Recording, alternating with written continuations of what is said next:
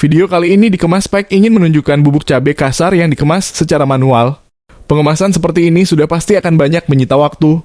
Selain dari prosesnya yang menyita waktu, tampilan kemasan juga masih perlu untuk diperbaiki.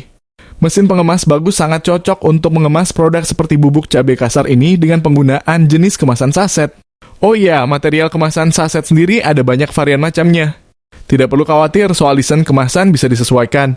Yuk konsultasikan kebutuhan mesin pengemas Anda sekarang juga.